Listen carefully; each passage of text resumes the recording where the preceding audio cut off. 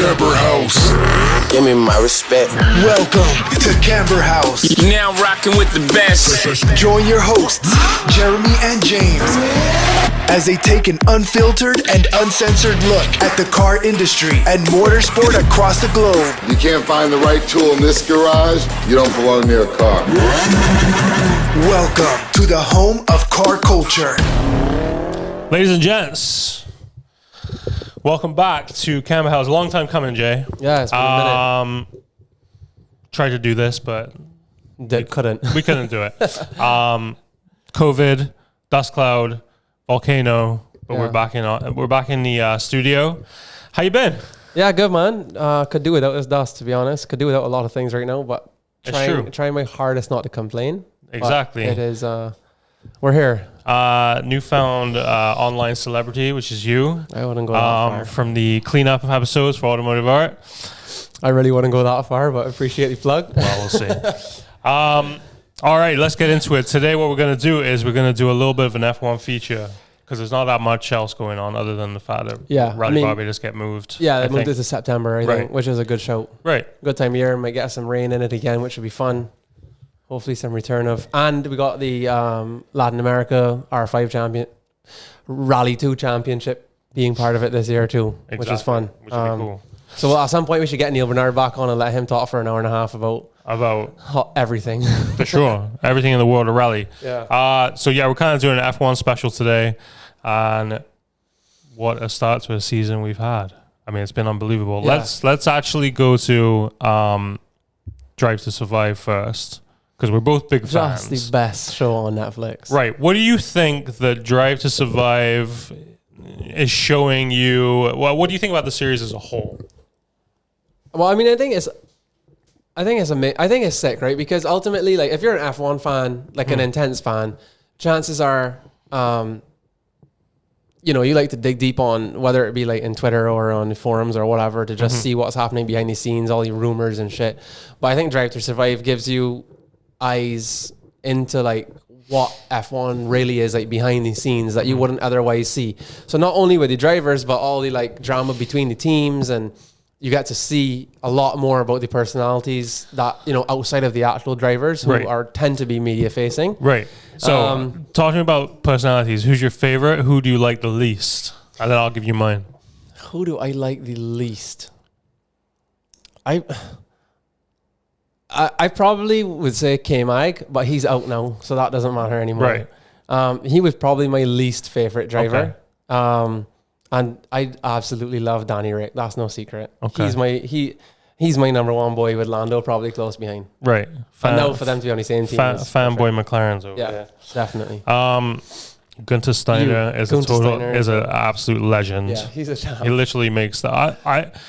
I would say that I do like watching Christian Horner. I think he's very calculated. He's a very smart individual. Yeah. A lot of people he probably rubs the wrong way. Yeah, in the way he can come across like cocky. Yeah, but you need to be a bit. I think you do need it. Who else would I say? Have you seen what Max said once it was released that they made him look bad? Like he's unhappy of how they're making him look. But that is how he is. I feel like that is how he is too. So I saw that he did say that, but I didn't necessarily think that the series portrayed him negatively. I think they were just showing how Max is, because that is just the way he is. He's just an asshole.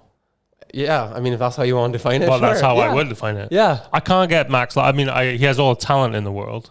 There's no doubt that he is world championship material. Yeah. But don't forget, right? I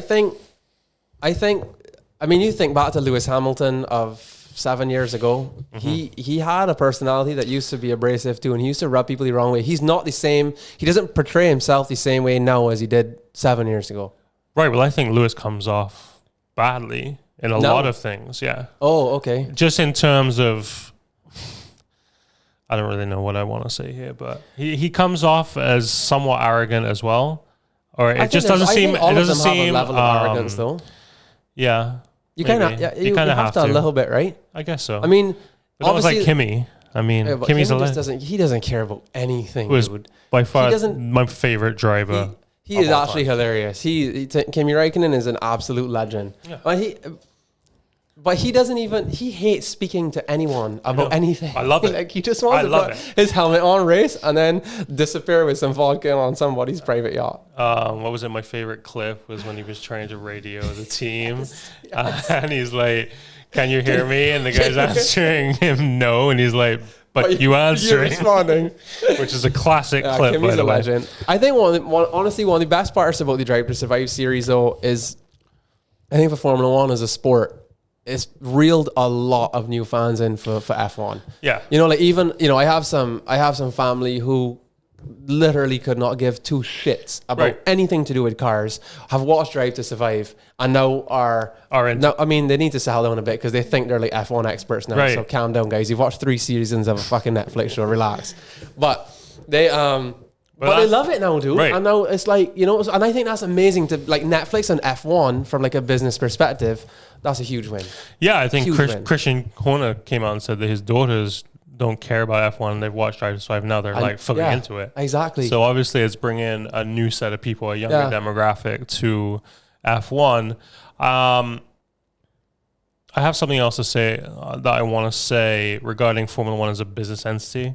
I don't know if you watch like the YouTube Formula One TV pre-race with Will Buxton and stuff like that. Yeah. They seem to have changed up the dynamic. They're trying to become this very young, hip, like with the people that they brought in. I know they brought Dave on and they have Lawrence Barretto.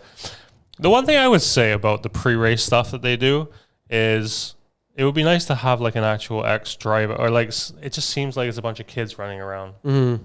Like not giving a lot of like insight into what's actually happening. And it seems like very Hollywoodized. Yeah. They could pull someone in like Button, who I think is doing like he would do it, or even David Coulthard does a great job, right? He does, yeah. You know, Nico Rosberg I know has done some stuff, but he kind of, I'm not sure that he has the right like personality. No, probably for not. it. Too dry, and also very opinionated on who he likes and who he doesn't. Yes. Right, let's just go back to finish up Drive to Survive. Favorite moment in the series? Or favorite episode? Well, you tell me. Favorite episode, favorite moment. Well, I mean, for anybody that watched this season, Roman Grosjean's crash was just the most ridiculous thing and scariest thing I've ever seen, I think, since I've been watching Formula One for how many ever years, you know, since I was like 6. I've never seen anything like that happen. And for the 2.5 minutes that we saw it happening on TV, I swore, I was like, this is the first time that I've been watching F1 in 15 years and or 20 years, and I'm now about to watch, like I've just watched a driver die. Right. And it's funny, it was not funny, but you saying that reminds me, I remember actually watching it. It's ironic that it's this weekend with Imola, but I remember Senna. I actually remember. Do you? Yeah. I remember watching it. I wasn't watching when that happened. I don't know how old it would have been. I can't remember how long it was, but I actually remember that.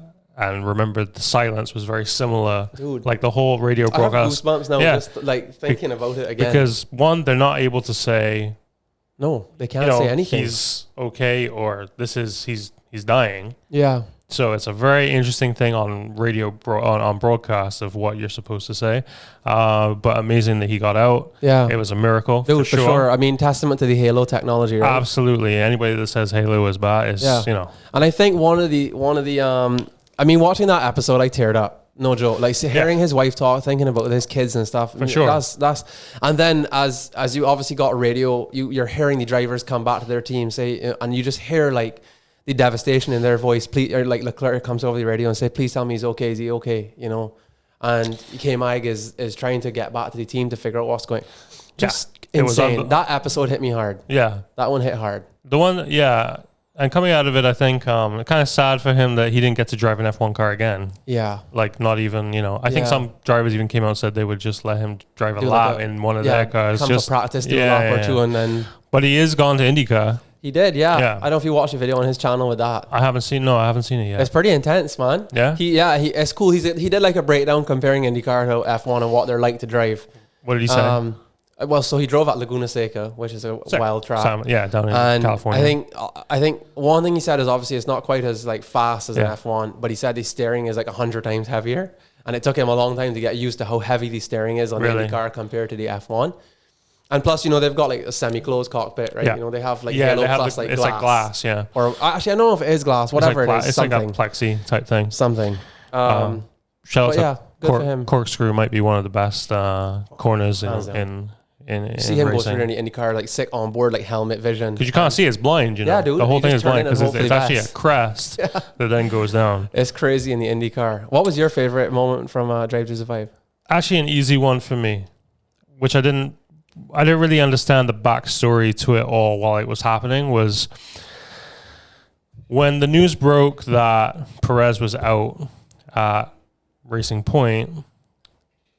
That race from last to first, that whole episode to me was epic. Yeah. Like, that is literally the redemption story. That is a Hollywood movie right there and then. Yeah. He brought his career back in a race. And that race is the one that gave him... Christian Horner picks up the phone and says, you want to come drive for Red Bull? And Checo's like, si, senor. Yeah. Let's do it. And, you know, I root for the underdogs in a lot of things. I really hope that Checo gives Max some licks this year. Same. I mean, I think it'd be difficult for him, but I would love to see it. This Checo, to me, in my opinion, Checo has the best. Checo is going to be the best person in the last two people that have filled that second seat at Red Bull since Danny Rick to put pressure on Max. If he can put pressure on him. No, what I'm saying, if of the last three drivers who have driven next to Max, since Danny Rick, because when Danny Rick was in that seat, the two of them used to tangle. Yeah. And nobody's been able to keep up with Max since. And I think that Checo is the best bet to do that compared to the other two. I agree. I think Albon and Gasly it's clear that Gasly can drive. Because you see what he does in AlphaTauri. Like, the pressure got to him. Yeah, for sure. And Albon too. Albon is not like some turd that can't drive. But, all right. So let's play devil's advocate here. You know, a lot of people would say that this car, it's Max's car. It's set up for him, for his driving style. It's almost undrivable for anybody. I mean, we've seen Gasly struggle, who has a lot of talent. We've seen Albon struggle mightily, who has a lot of talent. I mean, is it the car? Is it how the team is set up around Max? What do you think? Is it pressure? Undoubtedly, pressure is a part of it for sure. And I don't know, but I mean, any F1 driver is going to have pressure in any team. It's not like it's a pressure-free environment. Like, Checo had pressure in Racing Point. But do you feel like the whole team is behind Max? So that second seat is always, yes, it's second fiddle, but I mean, so much more than any other team. I think more so in the years since Daniel Ricciardo went to Renault. I think when he left Red Bull, I think then yes, it became Max's centered team. around Max. Yeah. It became centered around him. Like, they lost it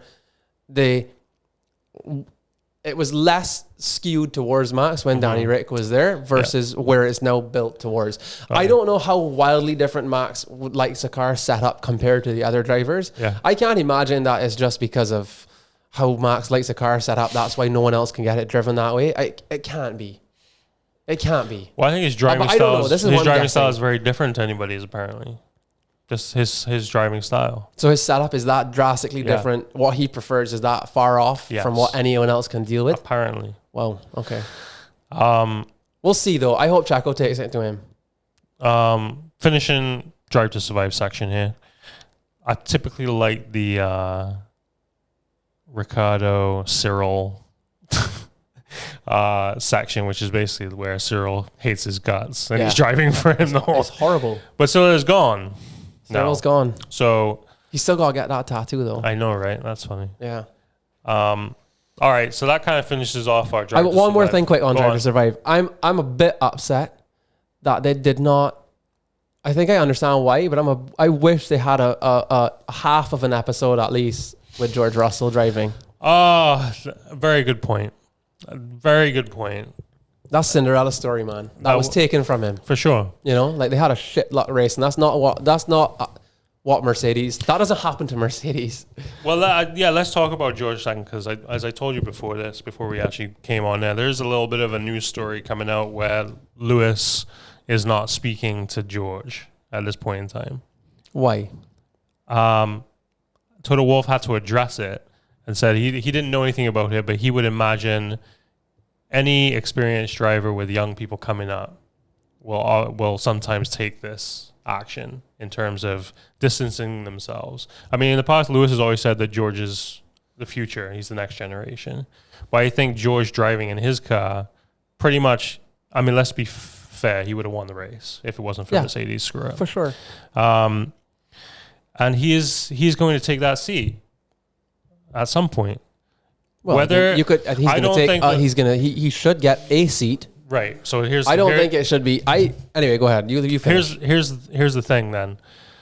I don't think Lewis wants him as a teammate because that would just put an enormous amount of pressure. I think we would see because Russell overtook Bottas, outqualified him. He was better than him, and he'd only been in the car for 2 seconds. Yeah. I think Lewis would be worried. My idea was that Lewis would hopefully retire after this year, and then he would take the seat. Retire at the end of 21. I think. Or you think he's just going to keep going?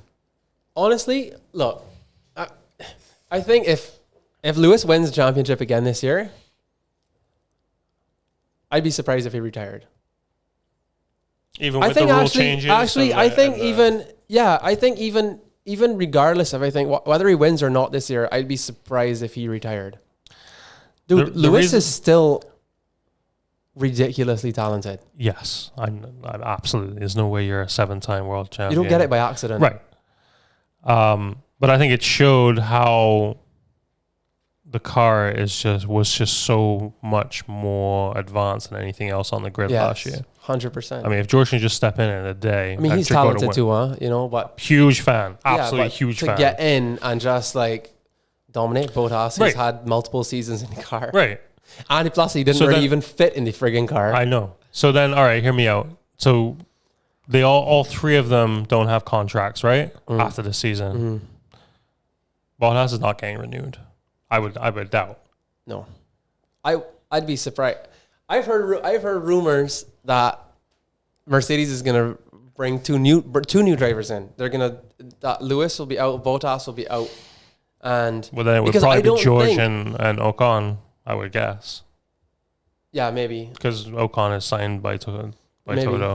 Yeah, but how long is his contract with Renault? I don't know, but Renault's already talking about replacing him with Gasly for next year. Okay.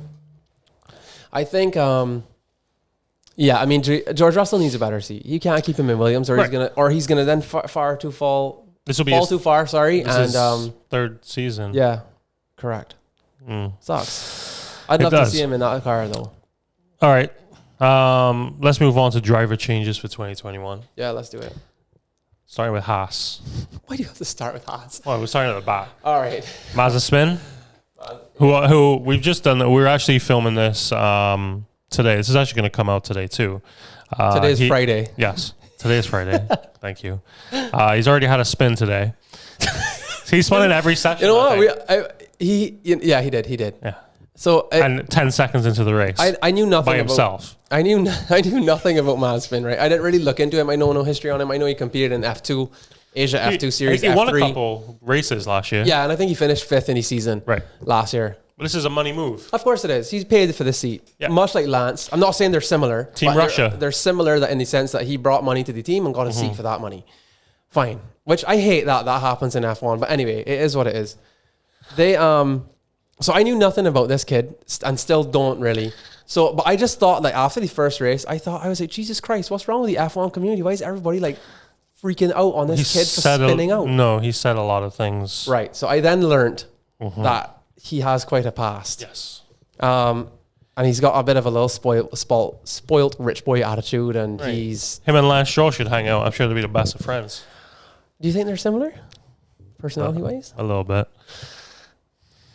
Yeah, I mean, whatever. The paid seat thing really pisses me off. I think it's unfair. Of course it is, but that is F1. It's a business. I know. It can't be. But anyway, his teammate, who's far more interesting, Mick Schumacher. Do you think Haas is the right call for him? Do you think he should have gone to Alfa Romeo instead and driven with Kimi? No, I think it was the right move for him. I think he's very young. I think he's talented, but there's a lot of expectation. Yeah, but I think there'd be a lot of more expectation there. At Alpha? Yeah. Really? Than there is at Haas. I think he's getting his feet wet here. I mean, let's face it, they're going to be last. There's no expectation whatsoever. Yeah. Get your feet wet, get into F1, and then maybe next year, Giovinazzi, if he doesn't improve this year, or Kimi gives up, or Kimi retires. Yeah, either way. and then he'll move on to Alpha. So I think they've probably all done a deal together here, because don't forget, Haas and Alfa Romeo are customers of Ferrari. One of the seats at Haas, well, no, it's actually, no, that's at Alpha. One seat at Alpha is always a Ferrari Academy driver, which is Giovinazzi. Correct. He's not been terrible. Nah, I actually like him. Yeah, he's not the biggest personality. No, which is weird, but he's big for Italy because he's the first Italian driver in a long time. Yep. So I think, it's big for the sport. But I think it's a stepping stone. I would use caution with Mick. There's a lot of comparisons being made to him and his father. It's really unfair, man. Those are huge shoes to fill. And so we'll see what happens. Yeah, I think there was a couple of other drivers, especially in F2, that are better. I know he won the season last year. I think Callum Eilert for sure. I think that Robert Schwartzman is the next thing. Yeah, I think I've said it on this podcast. Next big German. Big German driver. I think he's Russian. Schwartzman. Yeah. Is he? Check that for me. I am. With a name like Schwartzman, you'd think he was German, but I have this weird feeling he's actually Russian. Okay, let's see. Tell me I'm wrong.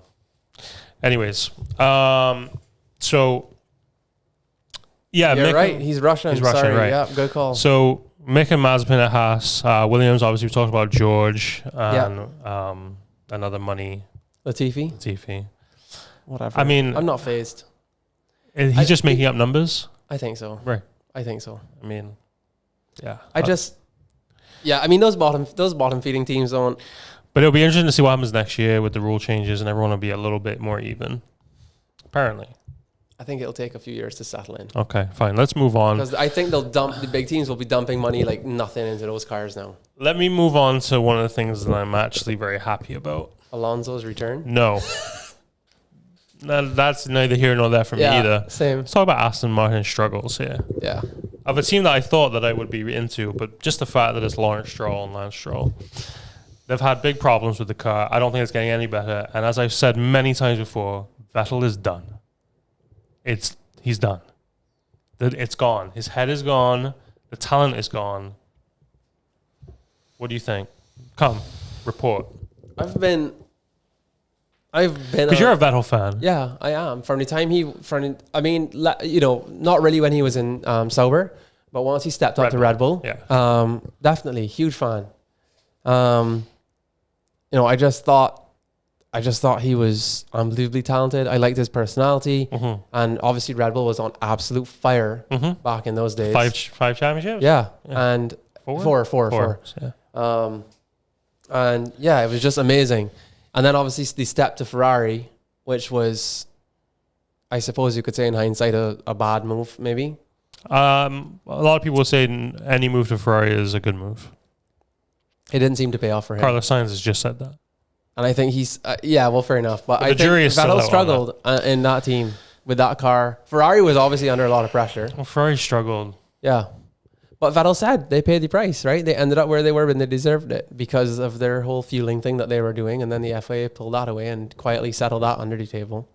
Yeah. Do you know I learned something this week that's interesting? Sorry, just while we're on Ferrari. Do you know that Ferrari is the only team that gets so all the teams get like payments from Formula One. Yes. Right? And do you know Ferrari is the only one that gets one called long-standing team? So Ferrari gets $65 million outside that no other team gets from F1 for being long-standing. $65 million a year. Only Ferrari gets that payment. Well, there's nothing more you need to know. And obviously, Jean Todt? Yeah. But I feel for Vettel. I still like him. I still think he's a good driver. It's unfortunate. I don't know what's going on. There's already talk that he'll be replaced halfway through the season if he doesn't perform. Which is unfortunate. But it's sad to see a world champion kind of. But the car is garbage, it seems. It is garbage. It is. Which, does that mean that they were found out for copying Mercedes and can't innovate themselves this year? I mean, you can make that argument for sure. Because their copycat Mercedes car last year seemed to work very well. And they're struggling this year. For sure. So, yeah, I mean, maybe the world is round, right? It always comes back around. So maybe they're just paying the price for walking that line last year. Yeah. And now, but the car is trash. And I do feel for Vettel. It's sad to see, whether you like them or not, it's sad to see that happen to a world champion. You know, people make the same argument, although it was slightly, obviously different circumstances. But when Michael Schumacher came back to Mercedes, there was these huge expectations. He should never have come back. Right?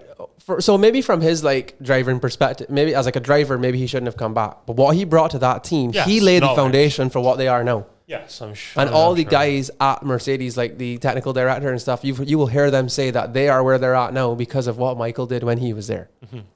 Right? Like he laid the foundation for the car that Lewis is driving now. It wouldn't be what it was without Michael. But I think that only works if the driver is the one who's performing in the team. Lance Stroll is outperforming. No, he wasn't. But Michael was outdriven by Nico. True.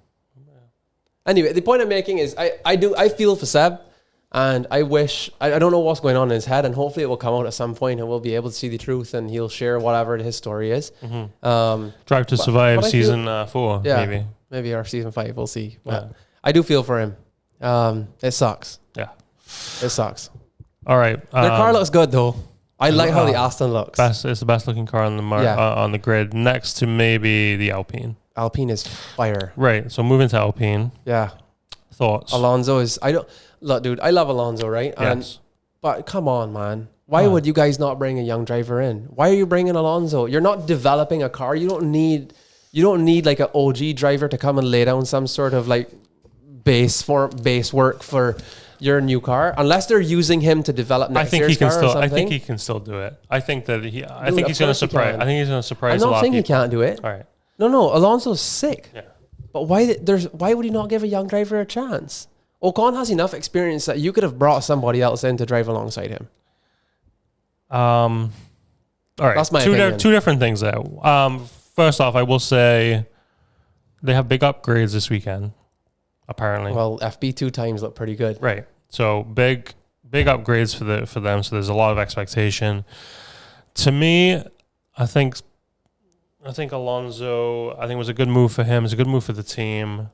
It's a feel-good factor. Yeah. And I think he still has it. I think he's going to prove some people wrong. What does this mean? Who's saying that he doesn't have it? Are people saying he doesn't have it anymore? I think... Alonso? Come on, dude. How old is he? 30... How old is Kimi Räikkönen? He still has it. Yeah, true. Are you kidding? True. You know what I mean? Like, people that are saying Alonso doesn't have it are clearly idiots. Right. I agree with you. Drivers lose it. Alonso hasn't lost it. That's true. But what does this mean for Ocon, who was beaten with his pants down by Ricciardo last year, and is going to get beaten with his pants down this year by a much older, more experienced, fair enough, but somebody who's been away from the sport for quite some time. Yeah. What does this mean for his career? You said he's going to go into a Mercedes C. I'm not so sure. Not because of his performance in Renault. I'm just not so sure. Well, he's Toto's boy. Yeah, but so is George. Yeah, but he's actually signed to Toto, like as a management company. Yeah.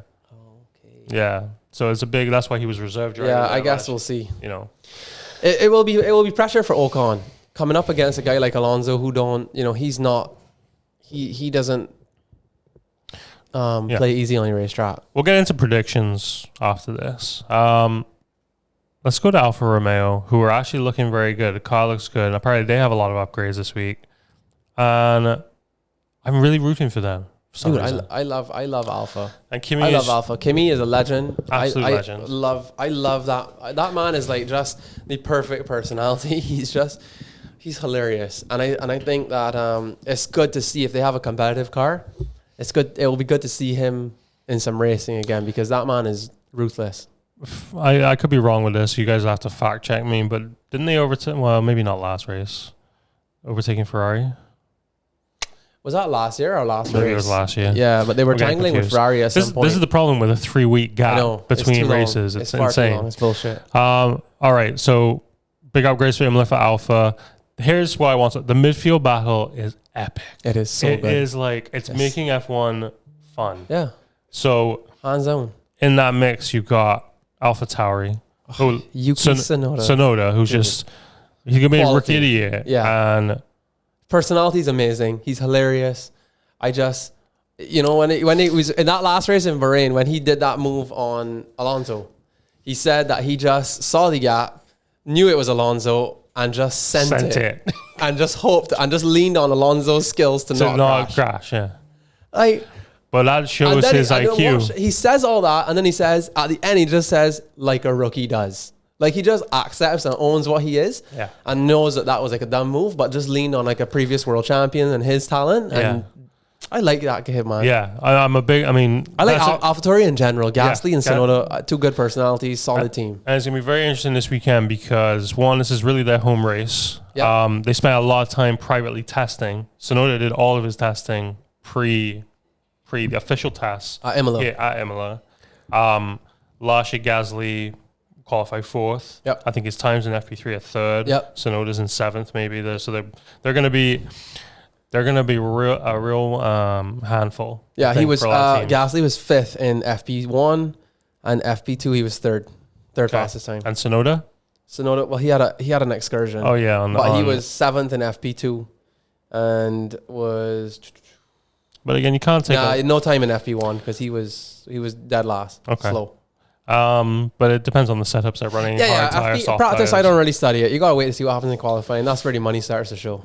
Okay, so part of the midfield mix, and this is a big the McLaren versus Ferrari duel, which we could be seeing, which is going to be absolutely epic. By the way, it needs to be just McLaren coming on top.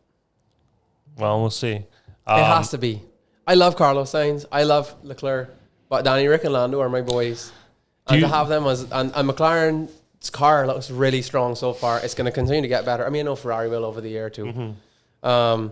Yeah, I think it's going to be sick, dude. What a good battle to have. Those two teams. I know. And obviously with Carlos and Lando. And the heritage of what those teams are in Formula One, and just epic. So epic when you bring, and obviously we're not discounting AlphaTauri in that mix. I think they're going to be actually tough to beat too. Yeah. So those three teams are gonna Alpine. Yeah. Well, 4 teams. I'm not putting them in yet. Okay, so you think after Red Bull, Mercedes, it's McLaren, Ferrari, AlphaTauri right now, yeah. Okay. But we'll see. Yeah. I mean, but those 3 teams, I like all 6 drivers. Yeah. Do you think Carlos will regret? No. Definitely not. Okay. No. No way. I don't know if no way he won't regret that. Mm-hmm. Definitely not. Even if McLaren ends up with a better car this year and beats them, I don't think you regret going to Ferrari. So FP2 just finished. I think Leclerc had it off. Max had differential. Well, I don't know if it was a differential. He broke something on the back of the car, so he was done. Yep. So shaping out to be an interesting Imola. Sick track.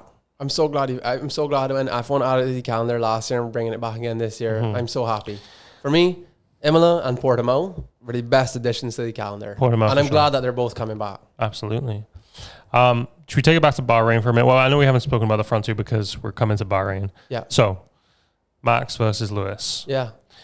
What was your take on how this... By the way, what an epic race. Honestly, to start the season, it was like... It's what we wanted, right? Like as an F1 fan, it's all you wanted. Totally you just wanted a sick race. Yeah, I did not want it to be. Yeah, it was perfect. I loved it. What did you think about the overtaking maneuver from Lewis on Max? I mean, Max on Lewis. Okay, so and the legality of this whole thing. So initially, this is why we need Andrew Malou back on the podcast. I know, right? Who was the steward? Yeah, Andrew Malou was stewarding at that race. Yeah, indeed. Andrew, we need you. We do. So, but we'll weigh in our very professional opinions on it right now. Yes. So I think when I was watching the race and I saw the overtake from at least the angles they were showing on TV, mm-hmm.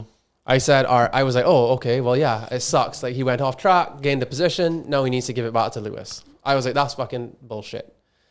But like it is. Like at the time I thought Max did the right thing. He had to give the position back because he gained an advantage off track based on the angles I saw on TV. Yeah, me too. Then, after it all finished, I saw on Lando Norris's stream, the pass from another angle that I did not see on TV when I was watching the race. Was it that he was in front? Max was already in front of Lewis before he left the track. Yeah, but when you say in front, he wasn't completely in front. Yeah, he was. Completely in front. So he was just giving him room? Why didn't he just slam the door on him if he was completely in front? Because then the car went into oversteer. And if he didn't, he would have spun if he didn't go off track. His correcting the oversteer is what sent him wide. Right. But he was already past Lewis. So when I saw that angle, well, plus like Lando was kind of doing a breakdown of the whole thing, and he said that in his opinion, looking at it from this angle, he said that pass was good, and Max left the track after the pass was completed and should not have had to have given back that position to Lewis. And when I watched it from the angle that Lando broke it down on his thing, I was like, well, shit, hard to argue with that, because no joke, before the car even went into oversteer, Max was past Lewis completely. Lewis's front wing was behind Max's car. Right. It was done. So you think it's a fair move? I think it was a fair move. I think at the time, the team was right to give him the recall and tell him give the position back. All right. But all that being said, it doesn't matter because it is what it is, and the race is done, and there's nothing you can do to change it. Right, but if you're Max, should he have let him through at that point? No, I would have kept going until, I would have stayed in front until. Until when? Because Max, I think he could have stayed in front and built a big enough lead and made up the difference for a 5-second penalty. Epic race, though. Yeah, so good. Epic But I'm not race. a strategist, right? I know not. I'm just some idiot that talks on a microphone and pretends to know what they're doing. Of course, we both do. We're just idiots. Yeah. But so Lewis good, had also been going off on that corner the whole race. The whole race. I saw it was poor Mazepin. They said that Lewis spent more time off track than he did on track. Hilarious. That is funny. But they yeah, dude, he was really going off those track limits. Mm-hmm. One person we haven't mentioned, we didn't mention Perez, who drove a great race from last to fifth. Yeah. I thought it was a very good race from him. I feel for that guy, man. Come on. This guy He's going to get a break. He's going to get a break. Jesus. For sure. He's had no break in FP1 because he got smashed this morning. Yeah. Bottas got very angry about the defensive strategy. He was the pawn in it. He was used to get Lewis in front. Yeah. That's really how that worked. Bottas still seems to struggle with the fact that he's the number 2 in that team. He's not good enough. Well, he thinks he is. Well, then he needs to do his talking on the track. Then he needs to win 7 world championships. This is true. So he out-qualified Lewis and Imola last year. Yeah, and he's quickest in FP2. Yeah. So let's go to Imola. Obviously, this weekend. Hamilton versus Verstappen round 2, or you think there's going to be some other players here? What is this shaping up to be for you? I'd love a yes. I think the easy answer is yes. I think it's going to be Verstappen and Hamilton going at it again, and I'm hoping that Gasly and the McLaren boys are going to be up in that 4th, 5th, 6th position and having some epic battles. I think AlphaTauri will be dark horses in this one for podium. Yeah. I mean, they were so strong last year. I don't know what it is with this car and that track, but they're solid. Track is sick. So sick. If you are a fan of F1, watch the Bottas pole position lap from last year. It's so insane. But I'm super quick, undulated. Yeah. The corners, your turn-ins are super quick. Yeah. Lots of good heavy braking. It's a real driver's track. Real technical. And I'm glad they brought it back. Yeah. Do you know why they didn't? Too many races in Italy. It's not been on the calendar. You mean calendar. why it wasn't on the calendar? I'm not sure. Yeah. I'm not sure. But what's cool with Imola too is that for the local fan group, Zane is the series Zane is driving in. And I guess what's the long ass name for this series again? Okay, so Formula Renault Alpine. This is the FRECA Championship. FRECA. So it's Formula Regional European. No, it's Formula Renault Championship by Alpine. Right. Formula Renault European Championship by Alpine. Right. FRECA. Okay. Which is actually an amalgamation between Formula Regional and Formula Renault. Right. So, congratulations to Zane on the seat. We're going to definitely get him in either via Zoom or something actually back in. Yeah. Because I do have a lot of questions from last year on what transpired and why his choice led him to Race GP, which is a French outfit, who is a very quick French outfit in this championship. There's 32 cars. 32. Yeah. And a lot of the big boy teams, so Prima Racing, which is obviously synonymous with Ferrari. Yeah.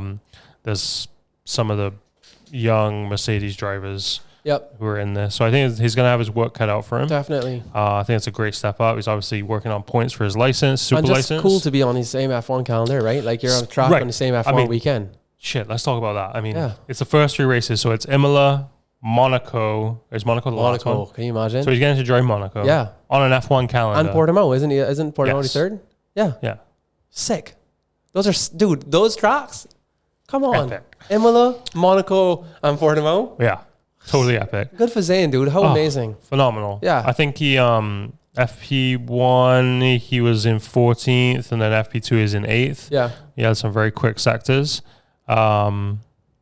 And we wish him all the best. Yeah, for sure. So we'll be following him this weekend. Yeah, you can actually watch his race, watch qualifying and his races, not on the F1 app, but it's on their website. They stream it, right? On YouTube, yeah. So we'll definitely be watching out for him. Sick lid, by the way. Oh my god, the helmet design is fire. Yeah, totally fire. We wish you all the best with that. In other racing news, you're not a MotoGP fan, are you, Jeremy? Well, you could talk about it though. I do. I don't follow it, but I do. I have to say something here. Go for it. Like, we're predominantly four wheels here. Although, yeah, we're not going to mention that yet until it gets out of the port. My two-wheel machine. Got a little pocket rocket coming. Which is in the port, which you can't clear anything right now. No. So, MotoGP, they've had 2 races so far. It's without Marc Marquez. He's back this weekend in Portugal. He was out because of injury? Yes. He had a huge high side, broke his I remember in multiple places. I saw that. And then they rushed him back and he got all infected. And he had major problems.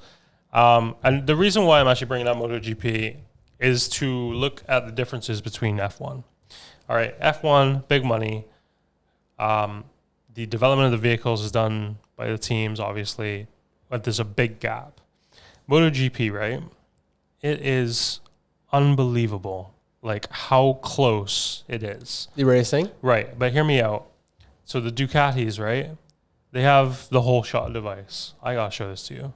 So off the line, they are just flying like that. So what, this is like a new technology? Yeah, they're using this whole shot device, which basically lowers the spring, and then they're able to I don't know how they're doing it. I don't know enough, but the bikes get off the line like rockets. Unbelievable. And even the KTM, I think it was Oliveira, who went from 15th to 2nd. Well, off the line? Off the line, yeah. Holy shit, right, dude! Right. Wait, so all the bikes have this whole shot device? I don't know if they all have it, but Ducatis is the best. KTM one obviously worked very well. But here's the deal. What makes it so interesting is that Ducati power on the straight, they overtake everybody. It's like DRS. It's DRS on a bike. They overtake. But what is it? Or they're just so fast. Power. Yeah. So hear me out. You have a 22 lap race, right? Are all these bikes the same CC? Yes. 1,000. No, they're not 1,000 CCs anymore. Oh, okay. I think they're. I'd have to check that. I don't think there's 1,000 CCs anymore. I think they're based on 600s. Really? The top class is 600? I could be wrong. Okay. No, you're right.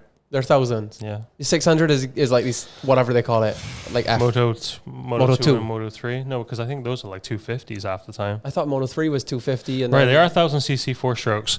But these are like Panigale style bike. Yeah. But with 1,000 cc, insane. not 1,200. Right.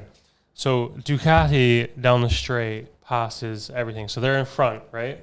And then the Suzukis and the Yamahas in the infield, let's call it the infield. Yeah. Are passing them because of the cornering ability and the tire degradation on those is not bad. And then they take them over and hear me out. So they're constantly switching positions. And then they get on the straight, and after all the work of passing, they just get blasted. Can you imagine what that would do to you as a how frustrating. And they can't build a big enough gap. No. And it's not drafting or anything. The bikes literally just take. Well, they also get good drive out the corner. Yeah. But it's the power is they outrageous. Just fly by and them. It's all four, because there's 4 bikes with Ducati. It's 2 different teams. And they just fly past everybody. And then when they're doing the corners, they catch. The Suzuki and Yamaha's catch back up. Yeah. And it's insane. It makes for unbelievable racing. So when is the next race? And they haven't this weekend. I need to watch it. But Ducatis have not won. They haven't won a race, yeah. So who's but been they winning? Should have. Wait, so the doctor is with Suzuki now? Right. So he's still with Yamaha, but he's not with the team. He's now with Petronas. Right. So he's basically his own team now. Oh, really? But it's like private? Yeah. Just him? It's him. No, he has Morbidelli's with him too, but it's tough to watch right now for him. I mean, he is a legend. He's the greatest of all time. Yeah. Barring Marquez right now if he wins. How many championships has Marquez won? I want to say 7. Wow. But hear me out. So, and this is why I'm bringing this up today, is because with Marquez now being back, Honda Repsol has been nothing. Like, since he's been gone, they haven't won a race, like nothing. So when he comes back on a bike that no one can win with, and he wins races, what does that tell you about the sport? Like, Marquez is just compared to F1, where it's like car determines, car plays a much bigger role. Right. And now this guy can come on a bike that sucks and dominate. Yeah. That's how F1 should be. Well, hopefully that's what the rules are trying to get it closer to. Which I think is why I brought it up, is because the 2022, it should have been this year. Yeah. But the regs, obviously, with the changes, do you foresee, I mean, we don't really know what we're going to get. Yeah. But hopefully it's a much more even. I don't want it to be IndyCar. Because I freaking hate IndyCar. I don't like IndyCar either. But I hope so. Because I'll tell you why. Think back to Monza last year and how exciting that race was, where we basically ended up with like a reverse grid in the middle of the race. Yes. And that was epic. So everybody just wants closer racing. As a constructor, you probably don't want that. You want to be able to win every race easily. Yeah. But as a fan, dude, that's all I want. Would you not love if there's 8 teams that could win a race when you turn up on a weekend? But that's what F2 and F3, I mean, I've been watching this year, all the F2, F3 races, because I find it to be insanely competitive. And I'm not discounting F1 this year, because the first race has been phenomenal. Yeah. I'm just saying, for parity of, having all these drivers. Mm-hmm. I mean, Nicholas Latifi, he may have amazing talent that we just don't know. We can't see it. You can't. So if nobody knew George Russell, they would say, well, what the hell? Like, these guys suck. Kimi Räikkönen, world champion. He sucks. If you just watched the race knowing nothing about any of the drivers. Yeah, you think they are all terrible. Yeah. So I hope it's closer racing. I would love for it to get like MotoGP. Yeah. I mean, that would be ideal. So it's a full weekend of action. We've got Formula One. We've got Zane racing. We've got MotoGP this weekend. Rally-wise, anything going on right now? I actually just need to check. I don't think we have any WRC this weekend. There's been a big break with them, because I know they had Finland, and they which has been pretty epic actually. Oh, dude, this season's been epic. Yeah, I mean these rally cars are just the dream. Insane, dude. They're insane. They're absolutely insane to watch. Exactly. And I see. I guess we could end on this. I'm talking of rally champion Ken Block. Obviously out of the deal with Ford, so he's been driving some interesting vehicles, which is the Skoda R5. He's been driving. Yeah, he had some bad luck with it in that rally, but nonetheless. Do we know? Well, I guess we don't know anything yet. But do you see him coming back? Yeah. Yeah. I think so. I mean, he's not tied to any sort of. He's not doing anything with like Cosy World Tour or anything this year. Right. He seems to, his break from Ford seems to spark his kind of want to go and experience other chassis and brands. And obviously he had a great time here in Barbados and knows that it's a solid rally. Like, we have 6 stages here, and just in general, it's a good weekend. Yeah. So I think his previous experience here, plus now this LATAM R5 Rally 2 championship coming. That's here. And being we still know what you're saying, Jay. But that championship being part of Rally Barbados this year, I think, dude, are you kidding? Like, you need to come back. Yeah. Here's what I would like everybody to do. Let's just all drive R5 cars this year and have like 20 of them. Are you trying to stir up? I know. Are you trying to stir the shit pot again with this? No, I give up. But yeah, I think I don't know. It would be sick if Ken Block came back and brought something cool for us to watch him drive. Definitely. For sure. Actually, before we go, let's do a prediction. Formula One. Imola? Yeah. So qualifying 1 through 5. 1 through 5. I'm not allowed to look at practice results. No. Okay. I'm going to go... We've already seen them. I'm going to go Lewis. I'm going to go Lewis, Max, Bottas, Gasly, Ricardo. Okay. No, can I change my 5th spot? Go on. Leclerc. Interesting. I think that's my top 5. Just for the record, say that again. Lewis, Qualifying. Verstappen, Lewis, Verstappen, Bottas, Gasly, Leclerc. Okay. You go. Although I've skewed you now because A little bit. you can disagree with me if you don't want to throw up anything different. Oh, do I want to say Lewis first? What do I think? All right, Lewis first. Bottas, Verstappen, Perez, Lando. Lando fifth. That would be my hope. Well, yeah, that's what I would hope for. I do think that Gasly. Well, by the way, what I said is not what I hope for. That's not what I hope for. That's what you think. That's what I think is going to happen. Too. It's not what I hope for. I would like Tsunoda to get in the 5th spot. Yeah, that'd be sick. Kid's got a lot of talent. Let's do one more prediction. Go on. Who's going to win the race? Not your top 3. Who's going to win Imola? Do you want to do top 3? We could do top 3 if you want. Top 3 for Imola. Max.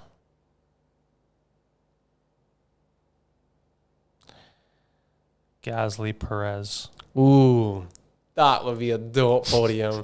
What happened to both Mercedes cars? Something. Yeah, they crashed. Something happened.